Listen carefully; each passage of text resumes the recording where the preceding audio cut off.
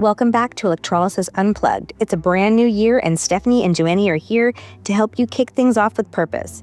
Today, we're reflecting on some of the wins of 2024 and laying out clear and practical steps for the years ahead. Whether you're brand new to the field or decades into practice, you'll leave this episode with strategies and quick-fire ideas that you can put into action right away.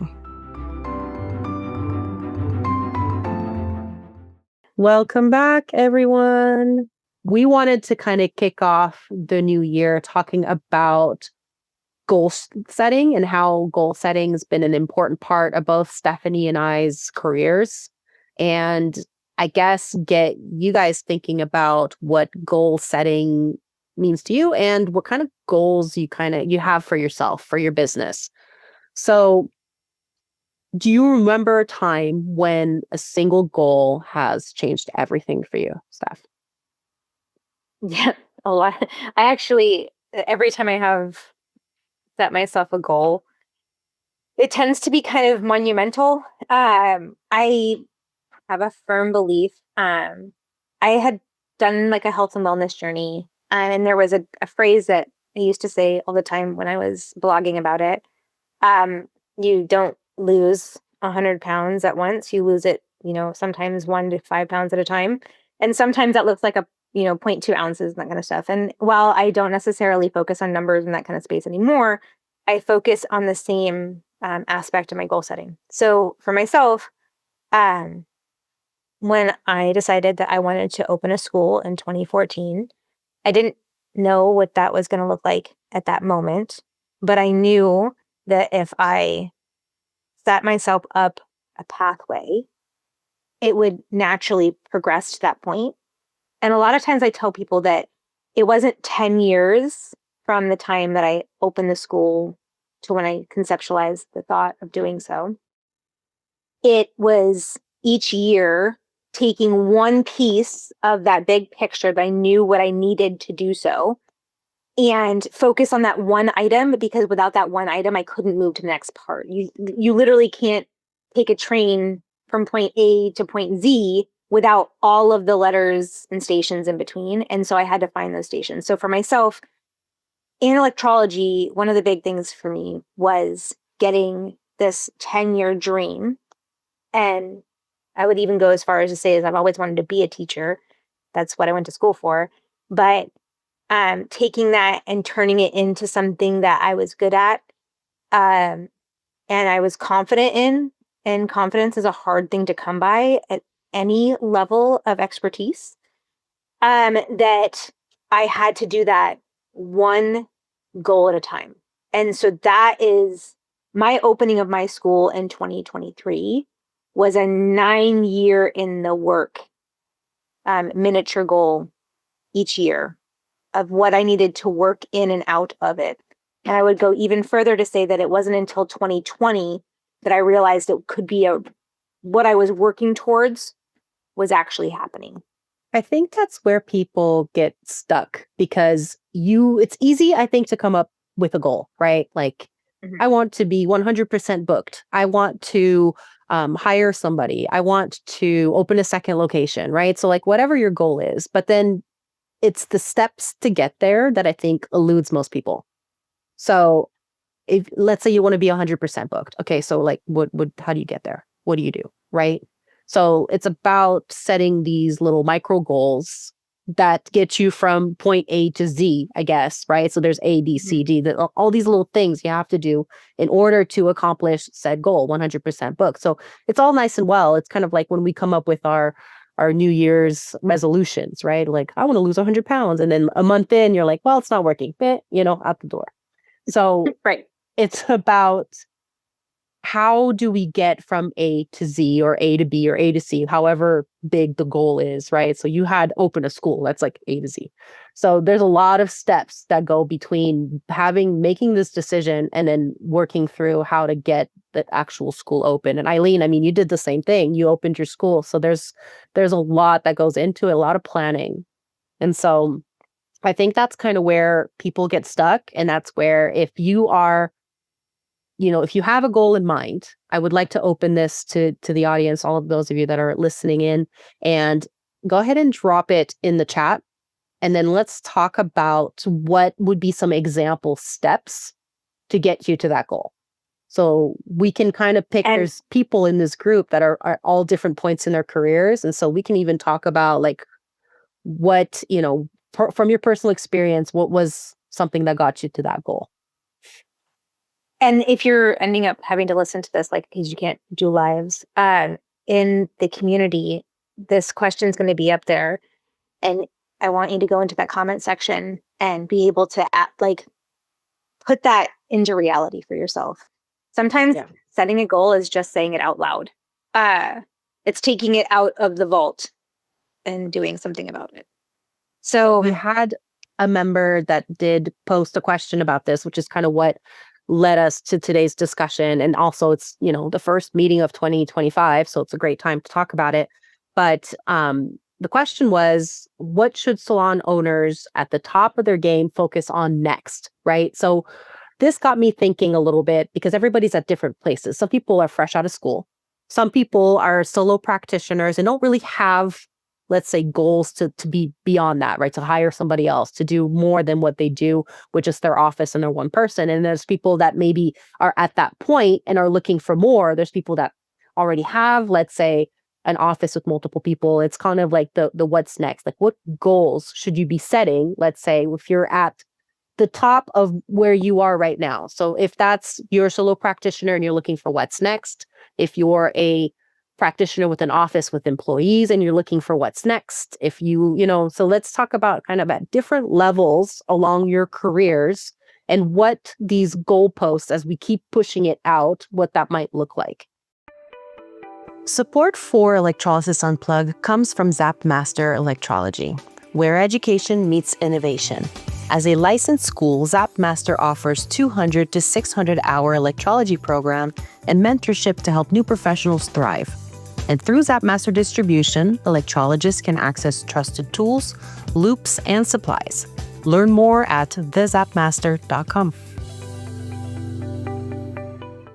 some of this, just so that sometimes people are like, oh my gosh, you guys gave me too big of a thought to go after. So I want you to there's going to be little subsets. So as a new person, establishing a strong foundation, right? So you can't get to the top of your game if you have a weak foundation. Okay. And when we talk about being at the top of our games, like, what does that mean? Because it could be different on every person that listens to this. The top of my game is going to look way different than the top of anybody here. Mm-hmm. So establishing that strong foundation, I think about the setups, the compliance aspects, the branding aspects, do you have the finances to get off the ground, right? Did you just spend it all at school and do you have to revisit that? That was a conversation that we had today at school where it's like, well, what does it take to kick off the industry, kick off my moment in the industry? So I think that is a big component to this, is getting to know, what do you have right now? Then from there, I think about building a client base. So if you are feeling like, okay, I've got myself established, my foundation is strong, then I think about the building of the client base. So how do you do that? So Joanny, how do you build your client base when you are in your first 6 months to a year of work? I think it's so important for people to make sure that they are visible where clients are looking for your services. This has happened a couple times where I've had some graduates that, let's say, come back to me 2-3 months later and they're like, I'm just not getting any clients. It's just not working. And then I'll do just something very simple. I actually pull up my computer. I'll tend to do an incognito window because I don't want any of the extra stuff that I've looked up to be influencing my search. And I will do just a generic Google search of their area. So let's say they're in Corona where the school is, right? And I'm like, electrolysis in Corona. And I just want to see where you even pop up. And I think that's, SEO and social media and making sure that you're plugged in. It kind of sucks for some people. Some people like it. Some people are all about it. And some people they just hate it. But you cannot forget just how important it is. I think that's going to be, before you do anything else, don't spend money on, promoting your Yelp to the top or sponsoring or anything like that. There's no point if you're not even in the Google search for something as specific as me going electrolysis and your city. If you're not showing up in the first page, then this is where you need to start, for sure. I'm 20 years in, and I can tell you right now, I have not purchased advertising for myself. Yeah. I've never purchased advertising. Mm-hmm. And part of that is because that purchase is my time, my sweat, my grunt work, right? To get me there. I will lean into spaces where people reach out for it the most.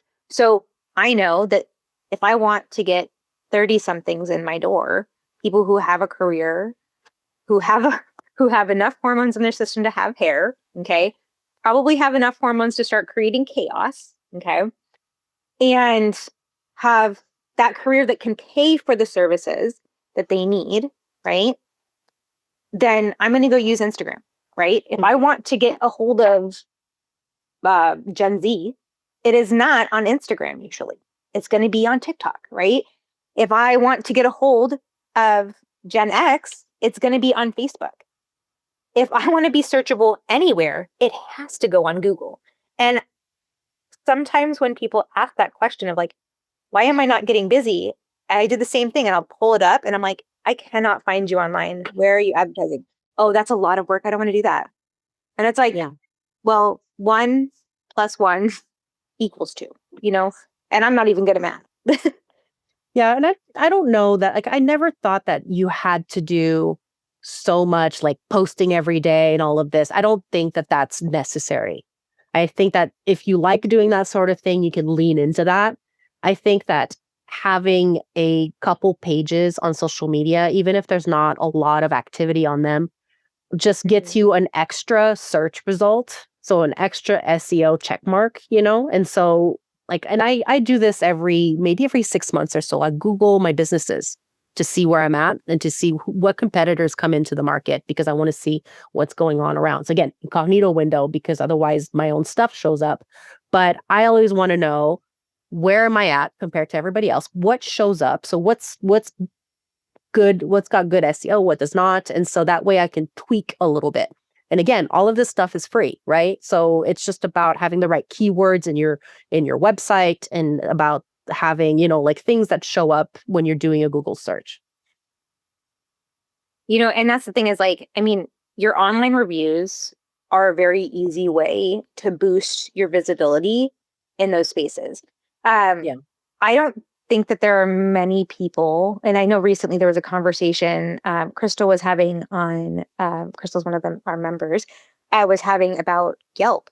And people are like, I hate Yelp. And it's like, we can hate it all day long. We cannot like how but they go there. I mean, I was trying to find, out of all things, I wanted to bully so bad the other day, and I was up in Olympia when I got those mannequins that became a very funny Instagram story.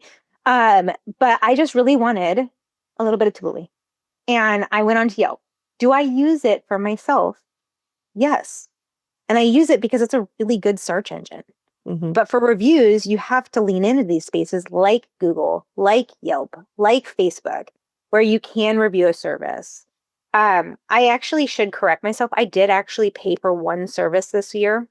And it was through a company that partners with Google because somebody was probably just trying to expand their footprint in side chair training and made a second Zapmaster Google page back in Arizona. And I had to go and fix it. And I had to go claim my page and that kind of stuff. And like, I look at that as like, this was a lot of work I didn't want to do. But at the same time, like that was the one thing I went on there and I had them clean up all of my places that I show up. And a weird 2025 goal for me was boundary setting. So that's why I have the new number and why we have one spot that we get a hold of Stephanie, and that is the office line if you need to talk about electrolysis kind of thing. But the other part is like in that cleanup, I was going through and I was like, okay, do I really need to have a distribution page, a Zapmaster page, a Zap? No. And so I have been condensing those accounts because I don't know where people are getting a hold of me anymore because I thought I needed to have like a specialty in each one of those. Like, but y'all come to the same place anyway. It's not like I have different business names. So it was kind of pulling back in my resources so that it made more sense. And I think that that's really important. I think that we kind of like flood ourselves, and you should cast a wide net and see what sticks. Right? No, for sure. But in that same thing, don't get lost in the net. You know? So There's that a was a big couple thing. comments that came through. So Lydia was like, I passed out business cards in my community by putting them in the window of cars that are parked at the mall, grocery stores, etc. Back in the day, we didn't have the internet. So of course, I mean, before the internet, mailers, yellow pages, that's the type of places that people went on quite a bit, of course. I think that it also depends on the type of clientele that you're aiming for. I had somebody that was a student that was that lived in an area that had predominantly retirement communities. And so if you're kind of talking about like older, like, 60s to 70s, as far as those groups of people, don't try to get them on Instagram. Like, sure, they might go on there, but it's not going to be for, researching for companies or things that they services or anything like that. So yeah, for those, like, neighborhood mailers are actually still going to be a pretty good way to get in front of them. So it's all about knowing who your market is and, how to get in front of their faces. You have to do a little bit of research for that. Not everything works for everybody, for sure. I know that like back in Arizona, we had this big time because everybody knows about Sun City out there. And it was like their retirement city that people would go and snowbird at. And there, you are not going to find somebody online. You might find them on Nextdoor. Okay.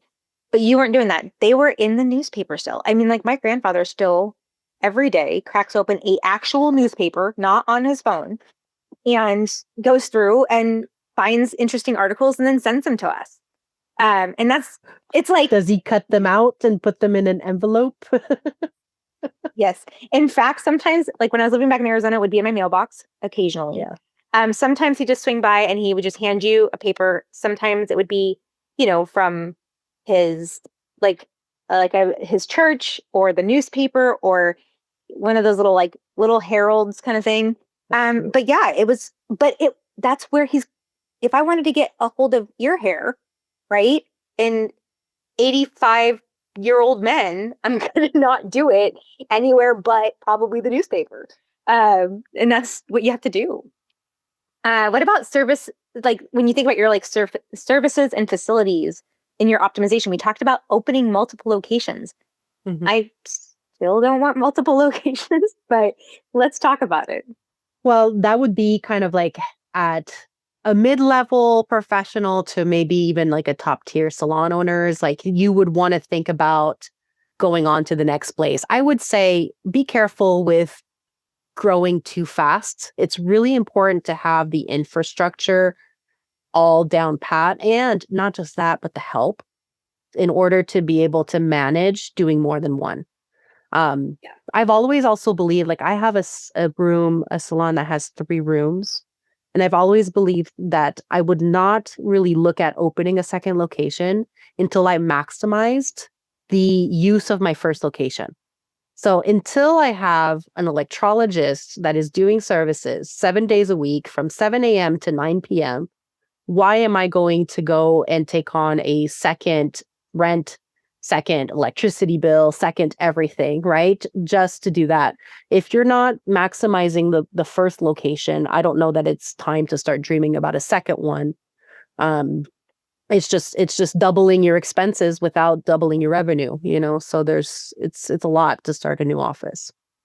It's painful to start a new office. I remember when I was helping kind of launch our satellite location for my parents, I remember where were they at? We couldn't inside of the surgeon's office out in Scottsdale. So That's right. we got access, and you had to work there for a while small after group. that. And it was really hard to fill multiple days a week, because it wasn't enough of a group pulled to that space, right? And I was also sharing a space, so I couldn't have my own receptionist. I was doing all of the extra like admin stuff. And so I couldn't even book my day as busy as I needed it to be to make it make sense in my brain. And that's like, we had to have like pull more. And so the girls were like, I don't want to go over there. I don't want to lose what I have over here. Right. And so that means like, am I training someone to be in that position? Or is it someone that lives over on that side and wants to be on that side? But I definitely would say that I wouldn't say that it was a failure. Because like I know that the only reason they like condensed their spot was because of like remodel back into the main office. But I would say that it was really difficult to kick off that second location because that also pulled me out of the main location where I was managing. And the only reason I could do that is because my spouse was then managing the office back in the Phoenix location. So you've got to be able to like make sure that you are feeling like confidently full and busy. That 7 a.m. to 9 p.m. Absolutely. I will say that if anybody are movie people, I definitely use things to explain these to you guys, but like Field of Dreams, like if you build it, they will come. You don't have to have 3 locations along a 100-mile stretch, but what you do need is a solid 1 location that if you're wanting to grab, and I'm going to use my current location, I'm in the middle between Portland and Seattle. Well, the school was placed here because I knew that there were no schools in Portland at the time and there were no schools in Seattle at the time. And so if I wanted to pull in, I had to put myself somewhere that was smaller and centrally located, easier to kick off. So it was not as expensive for students to kick off their education because if I were to open the school in Seattle or Portland, that tuition would not have been like a reasonable amount.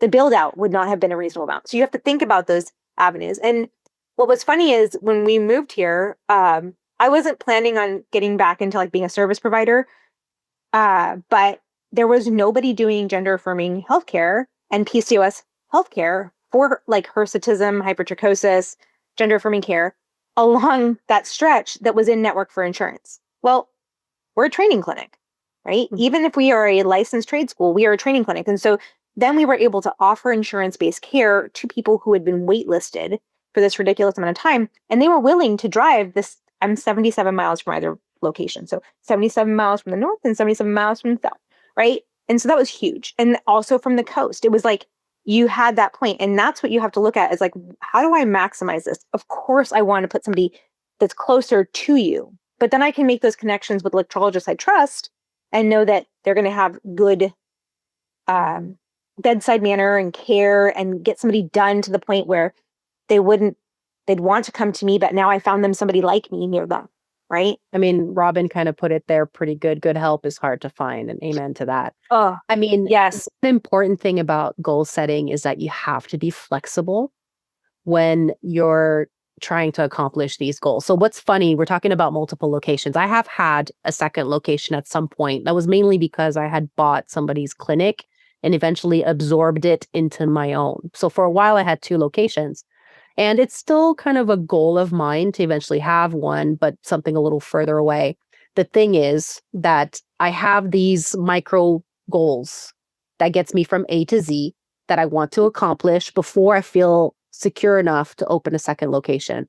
And so every time I get a little closer to having that accomplished, something happens, right? So like I'm almost fully staffed at the salon. 3 of them just told me they're leaving to open their own place. Boom, we're back to square one. So now we start over again. It's okay. Like I realize that everybody kind of wants to go off and try their hand at being an entrepreneur and all of that. But it's just, that's the reality of it. And so when you're kind of at the point, like going out of the solo practitioner, just me in my office, seeing my clients, when you start to have, employees coming in, it gets a little bit more difficult to manage. And so this management of the people that come in and out and the extra clients that, you lose a little bit the grasp or the control that you have over how things are done in your office and how client relations are done and all of that, so flexibility with your goals is going to be super important. Managing myself. Like I have to hang out with myself all day. Like, and like I have to make it so that it makes sense in a smaller setting. I mean, like Joanie, like, and Eileen, and I'm guessing, where is she at in here? I don't know if she's here, but Michaela, it's like, as teachers, if you don't have a second person to help you, you are on point the whole time. And so sometimes that means that you get a little bit of a squirrel teacher for a moment because you're wearing multiple hats. It's also why you have to consolidate where people are like funneling in and how you're being able to communicate with them. Because if you have this, that, and the other everywhere, you are gonna struggle. Yeah, and multitasking to the max. Eileen, that's just so true. If you don't have it set up at the end of the day, I walked into the house, at the end of the day today to get online with you guys, and I was like, oh, I have got to catch up. Um, and we usually have a meeting before we talk to you guys. So I had to catch up in 30 minutes before I got on with Joanie. So it's just those things. I also think that like when we're talking about like getting yourself really set up is understanding what your starting price should be and what that growth rate would look like with the industry. Because sometimes I think people start off on too high of a like a month And like there's a nowhere scale. to grow from there. I know. No, because you can't get, can't squeeze it out of people, right? Um, and I would say that you have also don't basement yourself out because you have to find that like nice sweet spot. So look at the low end of people in your town, look at the high end and kind of put yourself where you feel you're within that range. Do you feel that you are, deserving of this lower number, or do you feel like you can get closer to this one and grow less and kind of like stabilize for a while? Because Yeah. I tell a lot of people when they're coming out, when you're trying to build your starting point of your schedule, that's when you're doing the discounts. Come in, receive a free consultation and a 15-minute treatment. Okay. And then a month in, you put a number to that, right? Because you just did a bunch of free consults and a bunch of free treatments. So your skill set should be even higher than it was last month. And so you put a small number to that. So I like to scale, like, I should say percentage downwise. So you might start off at 75 to 50% off in your first 4 weeks. And and I'm going to use 75 just because it's going to be easier math for me. But my first 4 weeks, I'm 75% off. My next 4 weeks on your return visit, I'm 50% off. And then the 4 weeks from there, I'm 25% off. And then by the fourth month, when you get to start seeing the results I can provide you, you are at full price and you are happy to pay that because I just spent 4 months getting you to that space where you got to work your like kinks out as a technician with them, and they had a financial benefit to that. Does it have to be so big of a number? No, it could be 50% off, then 25% off, and you go full rate, right? Either But way, it's that's about being how I would do that. prepared when you're going into these situations, you know? Mhm. So, like a beginner electrologist, somebody that's newer on the market could consider, like your goals should probably be about refining your skill and your knowledge. So, a lot of it could be, continuing education, it could be classes and things like that. I mean, like a location like this, where we're just kind of talking about anything and everything, where you don't want to just, get lost. School is quick, and while we do try to get as much information in your brain as possible, a lot of it falls out the other side. And that's just kind of normal, and you'll go out and um, I've heard so many times people are like, I didn't learn that in school. I was like, oh, but you did. You just forgot it. It's there. Like, there's a lot. And there's a lot that you learn outside of school. So Mhm. much, and so it's important, I think, for somebody who's new to set goals about like to keep honing in this education because it never ends. It never ends. But those I first learned couple of years also. are crucial. Yeah. And when you leave, you went into a classroom with the community. Mhm. Like Ellis said in the chat, school was very quick for me, and it was a lot. It's like not only were you going through a quick program, and if you were full time, like say for example, your classroom could be 40 hours a week. That could be as little as 10 weeks to get through 400 hours, right? That is no a really fast turnaround. Okay. And I understand why people do it because you have to get back into that space. But then you go and you went from having a classroom full of people to be like, oh my gosh, this is horrible. This sucks. I can't believe this. What is my teacher even saying? And now you're doing this by yourself. And let me tell you something. And I know Joanie can say the same thing. Imposter syndrome hits every person. It is not like one person, over the other. Now, the intensity of that, probably different, right? And if it's not hitting, you're probably not checked in with your self, because you're going to wonder, should I really be charging for this? Am I really okay to do that? You're going to wonder. And it's stressful. And it's okay to then be stressed out, but understand that that's what that community is about. Less than 10 weeks. Oh my gosh, Ellis, you know what it was? So Ellis came to my school. So we, at the time, Tessa was still with us, and so we were doing the 12-hour days. And so you could get more than 40 hours. You got like 46 hours a week. And then I think, Ellis, you were full time. So Monday through Saturday, and then 12-hour days. Exactly. So like 6.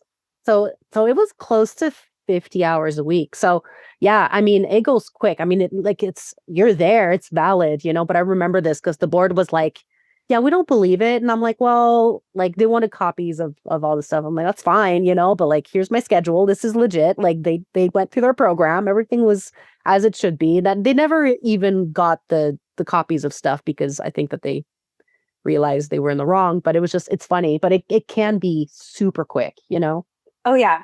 Ellis is over here. They're like over here sprinting through. Well, not just that, but they also did the 600-hour program. So we do the accelerated program. I mean, imagine if you're from an unlicensed state, like they're just going through.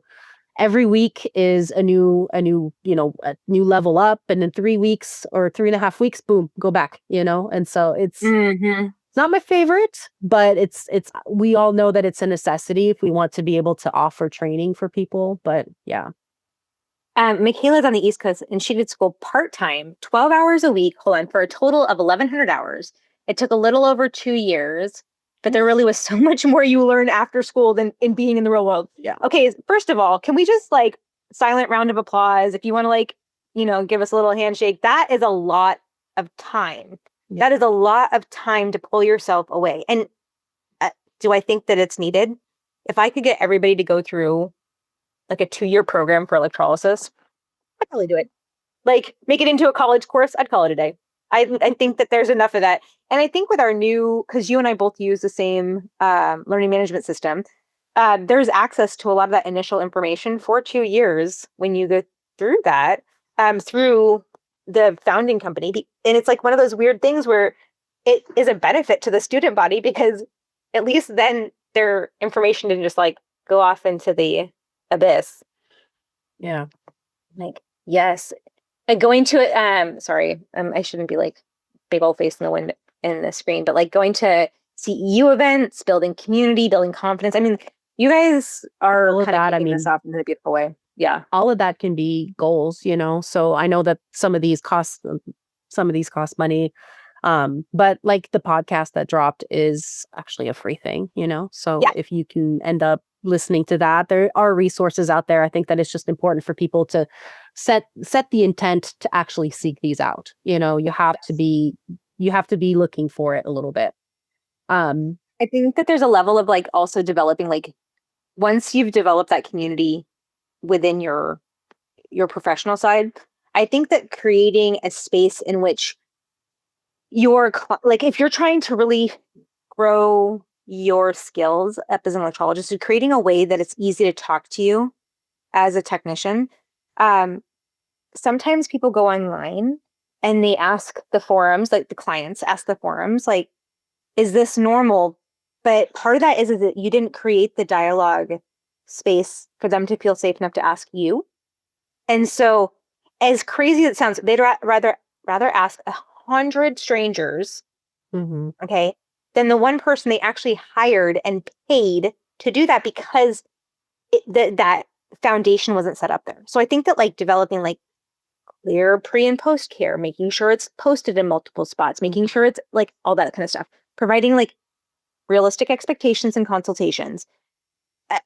I don't know why people choose not to do consultations as an electrologist or not to do like intake forms or consent. And electrolysis is informed consent. That's a cool part of our job. It's like you don't, unless you're trying to get through insurance, like it's still informed consent in that space. But like if you're trying to go through insurance, you have qualifying factors that the insurance company might say, no thanks. But it still requires that setup. So I think that that's huge. So now let's say if we're mid-level professionals, so you've been in the market for a while, let's say you have a pretty steady stream of clients that come in, you have most of your basics covered. So like you said, like you have all of your intakes are on point and you're kind of keeping up with your education. What are some types of goals that somebody like that might be looking for? So maybe you're just a solo practitioner and you're kind of maybe looking to keep it that way, maybe not. So we can look at both avenue. So I think goals in income, like how much you want to pull in, I would say, so bringing in and then how much you want to save. One of the coolest things that because I grew up with financial planners around me, is figuring out how to take a vacation. It took me 20 years. I'm very proud of myself. I took many of them last year. But like, I would say that I was told early on in my life that we always pay like ourselves first. That's our savings.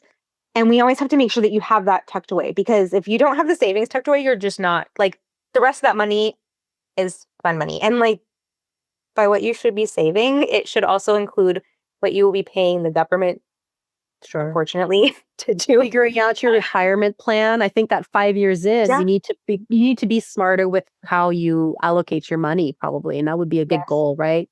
As solo practitioners, as like self-employed people, you don't have a pension plan from a big business. You don't have you might not even be feeding into Social Security.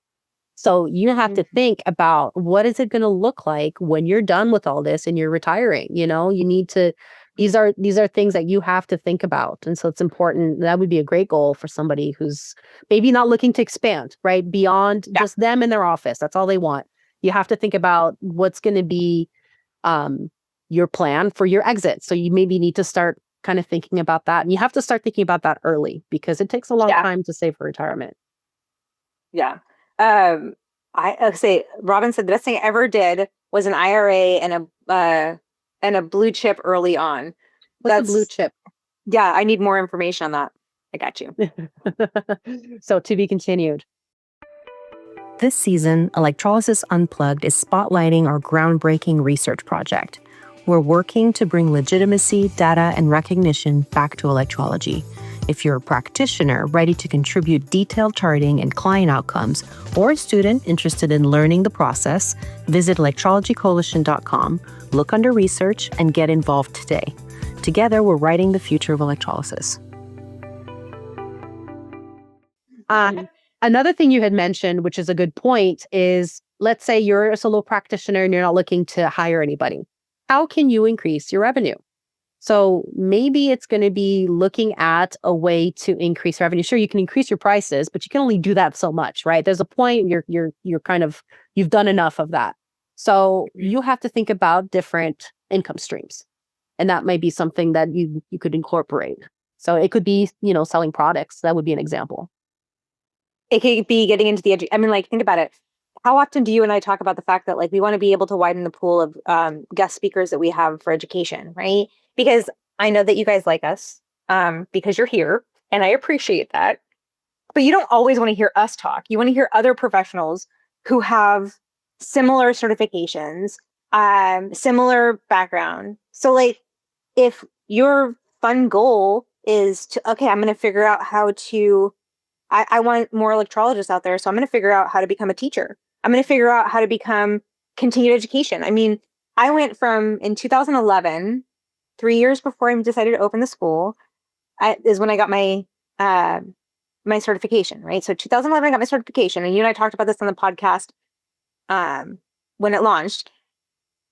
A few years before that was me speaking at gender affirming care conferences, and it was like For me, that's always been my like comfort and safe space. I thrive in the LGBTQ community, and I thrive in those spaces where I get to like advocate and talk about like how electrolysis of all things can help them like literally affirm one's gender. I mean, like that is like huge. And you think about PCOS, it's like that's huge, right? So I was speaking at those conferences, talking to patients about how electrology can help. And it was electrologists that saw me at that conference and said, oh, no, no, no, no, no. You need to talk to electrologists. We need young minds that think big. And I was like, well, okay, like I can already do it. And I had already been like, even before that point, I went to school in the early 2000s is when I graduated from high school. But like my last years of high school, my mom would be like, okay, I need you to go talk at like this local support group or that local support group. And I would do it. And I think about those things all the time. But that set the foundations for now. Yeah. So if you think about my school being open in 2023 and you think about it this way, in November of last year, I celebrated 20 years as an electrologist, 21 years as a laser technician, the previous June.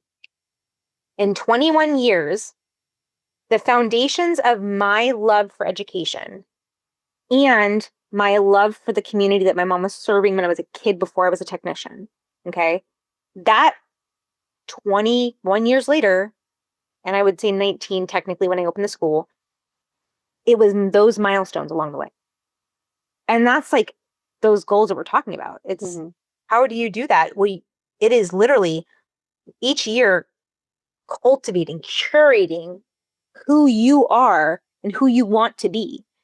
I forgot who it was recently, but somebody said, I want to be Stephanie when I grow up. And I was like, I also want to be Stephanie when I grow up.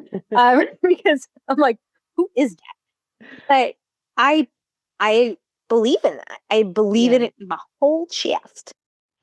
So no, I think it's funny because I feel like when we spend a long time figuring out like who we want to be when we grow up. And that's I was thinking about a business plan and how we come up with a mission statement for a business. And technically that's kind of like coming up with your mission statement for your life, right? So let's say yours was kind of like serving this community and education, right? You had these, but you didn't know quite how you were going to get there. And so you set these goals, in this field that you fell into because your mom was there. And again, go watch the first episode of the podcast if you want our origin stories, as my brother says. But you can kind of get an idea as to how we got into this, So it's funny, but you fell into this career. So did I, in a way. And you set these goals, but it kind of, all of it, hopefully, if you're doing this right, is all taking you, along the path of your life, which is like to attain that mission statement, which is kind of just a thread woven through every goal and everything that you do, So it's pretty cool. Eileen too. Yeah, we have good role model moms. We do. And I would say that like those steps towards that, I feel like it has solidified believing in myself. And I'm not always good at it. I'm gonna be honest. Like, but when I hit those goals, I'm like, did you just see that? Like, like, and it fortifies that and gives me that strength to then lean into the next one. And I think that that's powerful. I really do. I'm laughing at the fact that our chat says the blue chip is old school. Lydia. I still don't know what it is. That was not an explanation. Just FYI. I'm like, am I older? I'm like, I don't even know what this is yet. I guess to keep going. So if you're kind of a professional, but let's say you work by yourself and your books are pretty full, if you are open to growing your business from there, with adding like employees, that could be also goals for you there. So adding employees, because again, you're only going to work so many hours in a week and you already have the space. And so if you want to increase the revenue of your business, you can give the times when you're not there to somebody else, and that's a great way to do it. Eventually, again, you could be opening another location. Don't open your locations too close together, that people travel for electrolysis. So it would make no sense to have two locations within 10 miles of each other. People can travel 10 miles, no problem. Yeah. If you're at, if you feel like you've kind of at the top of your game, right? The top tier salon owners, you've done the employee thing, you've done all that stuff. I guess that's kind of the last caveat. Like, what kind of goals would somebody like that be aiming for? Because I feel like if you're done setting goals, I think life gets boring, right? I'm always like hopping from one project to the other, and I need to have 16 going on at once. It drives me crazy, and I'm completely neurotic. I realize this, but that's also what makes life interesting. So I want to figure out how I become top tier. Right? Yeah. I think that one of the things that we did accomplish for this, if we can kind of pat ourselves on the back, was E2C. That was something that was like, what else can we do for the field that kind of goes along with our life mission statements, right? And a lot of it was kind of bringing education, like recorded education, passive income, right, to a certain extent. Right. So you want to think about how you can give back to the community because you have attained so much. So Eileen, like the same thing. You did the same thing. You got to a point in your life where you've done so many years, you've done the salons, you have so much experience, and now, you open the school and you're giving back, So it doesn't have to be quite, that expansive. Opening a school is very difficult, and it's a lot of work. But it could be that you're, speaking at events. It could be that you're doing some mentorship stuff. That it could be that you are developing courses. Who knows? There's a lot of different things that I think people can get into when they're kind of at the point where I think you need to give back. I feel like that's what a top tier, like electrologist. When you say this, all I think about is like the person that's kind of done most of everything that we've talked about, and is at a point where they should probably just kind of give back to new electrologists or do something for the next generation. I feel like the workshops that we do is like one of those things that I really think about, like, the sky's the limit in those moments, right? So it's like when we go in there, those workshops, I have noticed, and I know that you probably have seen the same, that it does not matter the level of the person in the classroom. There is somebody learning something from someone at any given point, including the person who was already at the top of their game and came to share information, still can pull stuff away. I remember when I first started speaking to the advanced seminars, before we decided that we're going to take that on together, going in there and being like, gosh, I walked away feeling like I learned the entire weekend and I was there to teach. And I think that that's huge. I think that, you've got to, you've got to lean in. You've got to give back. I'm a person that truly believes in like community. I believe that like, helping those who are maybe underserved in spaces for education. I think that, being able to create safe spaces for people to ask questions that seem like no-brainers to people online. But the fact is there are a lot, and when I say a lot of practitioners out there that have zero formal training, zero theory backings. They were not brought up by somebody in the industry. They were not put in these spaces. It's like when I think about that like hits my heart hard. Because those people don't feel comfortable usually asking questions out loud to the masses. And I think that that's where, as somebody who has been at this a long time, can open their heart with like a very compassionate heart and be like, you know what, like, get over here, right? When I think about each one of the people that is listening and on the call and that kind of stuff, I think about you're all in different areas, and every one of you could, if you were feeling confident enough to do so, could host a weekend workshop twice a year, right? 2 hours, focus on something that you feel really confident in, and then open that conversation up to other practitioners that have another confidence. I had a student, and this was actually at the AA convention. I had a graduate who is in Northern California and actually like Monterey territory, and she started, and I was very impressed. I like the I guess the energy, but she started doing meetups with electrologists in her area, and they just share, so it doesn't have to be like, I'm the teacher, come in and I will teach you. Like, it doesn't have to be like that. It could just be like, let's just get together and let's just, share. And I think that's great. I mean, that's a great goal to have. And you could do this at any point. She's fairly new. So you could do this at any point and you all learn from each other. So I think it was a great thing when I heard about that. I thought it was cool. I think that like taking those opportunities. So say, for example, somebody listens to this and they're like, I have something to share, right? I can do this. And you don't have a platform yet. That's when you lean in to places that do have a platform, because we went crazy and decided that was a great idea. And like, we will help facilitate your voice. And like,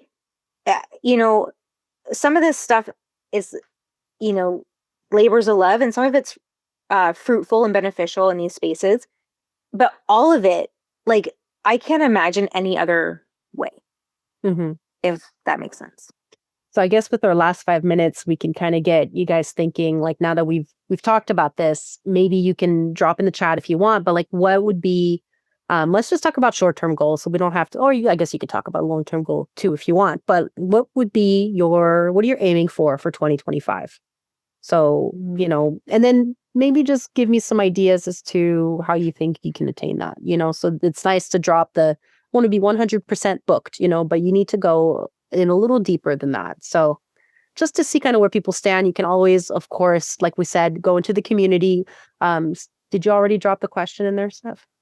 No, not yet. Okay, so we'll drop the question in there. So you can just go in the community and let's go ahead and just start a discussion and pull in not just mentorship people, but also people that are just in the community. And let's see what we can do for 2025. And maybe we can even help each other kind of set little milestones for our goals also. Or share, what worked for somebody else. I'm going into both places. So if anybody wants to know why I'm like in these spaces, but like, Johnny, have you set yourself up a goal for 2025? Have I sat down and really even thought about it? I don't even think I have. And it's funny because one of my good friends, she does her, what is it called? Why am I blanking? I said it earlier. What's like the general term that people set your 2025 resolutions.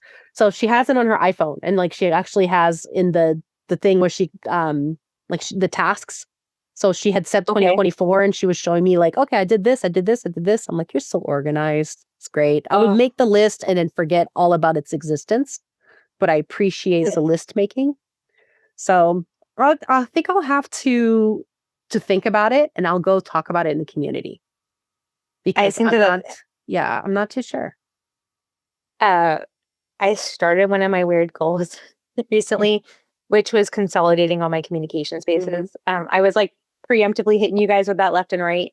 So that was my goal for the kickoff of the year. I actually want a longer one, and I have some that I'm working on right now, where it's more towards some of my education goals that I would like to go after.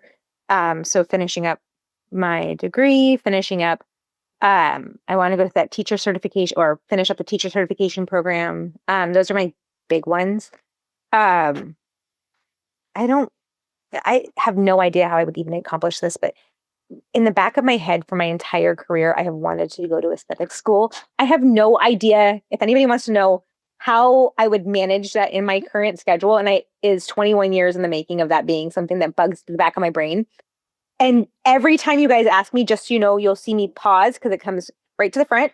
And then I'm like, no, like, because I really don't need to. I think it's more like, I want to, like, and so I think that it's understanding the difference between a need and a want, and just knowing that I don't need to do it. I could hire somebody that's done it in those spaces.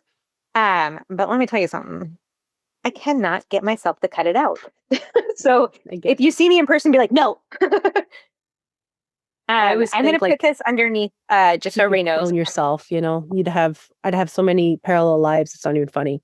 Robin said, reinvent my work goals. Explain. Yes, explain. Alice, my big goal is to find a way for my clients to be able to somehow get local anesthesia. It's a difficult one to do. Because it's not something that's actually trained. It's something that docs, like, it's not trained as like a service that you go to school for.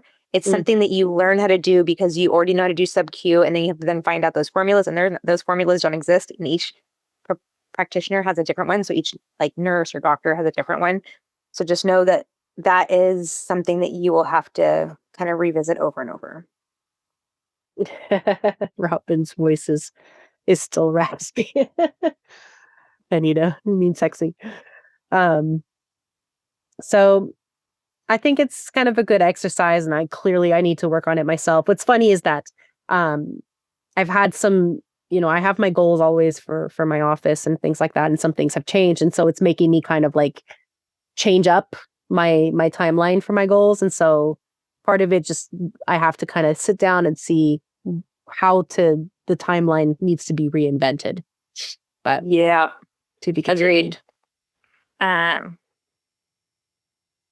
Starting my office in a doctor. Oh, nice. The doctor's office is already doing them. I love this. Okay. That makes me happy. That's great. Very cool. Lots to think about. And so we'll this is it for today. Again, we'll drop it in the community. So let's keep the conversation going. But otherwise, we'll see each other next week. Same day, same time. Same bat team, same bat channel. That's right. Have a good evening, everyone.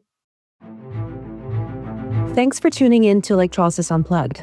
We hope today's conversation gave you something you can take straight back to your practice. Don't forget to share this episode with a colleague. And if you're part of our mentorship community, continue the conversation with us there. Until next time.